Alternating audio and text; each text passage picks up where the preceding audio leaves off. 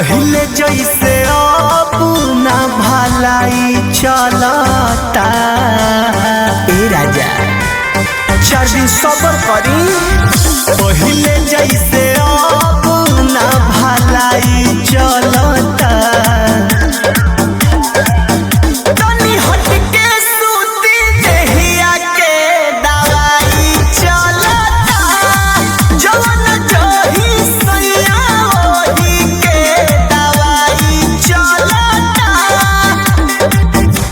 तनिको न सैया ढीला हाई चलता।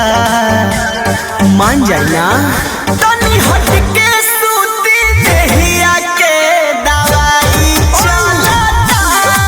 जवन जही सैया ओही के दवाई चलता।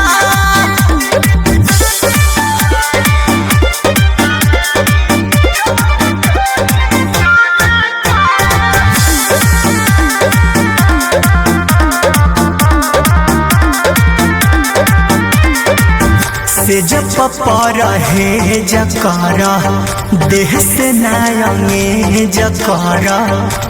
बानी को मजोरिया भी जानी डर में जकारा।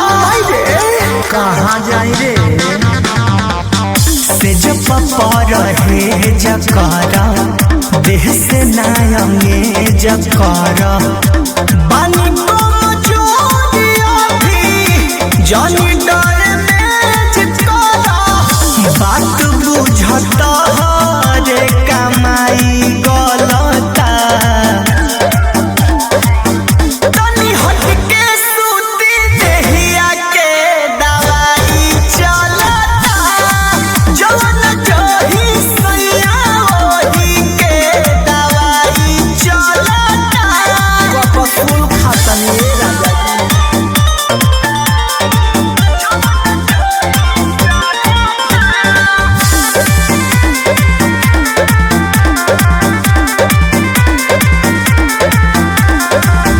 सट जानी जरिया हो खींच जानी सड़िया हो। बोलो विष्णुपुरी जानी कर बरिया हो। मान जा सट जानी जरिया हो खींच जानी सड़िया हो। बोलो विष्णुपुरी जानी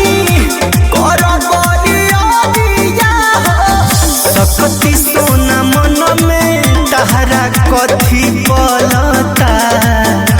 बताब तनी हटके सूती देहिया के दवाई चलता। जवन जही सैया ओही के दवाई चलता। तहार एक्शन रिएक्शन कर दी।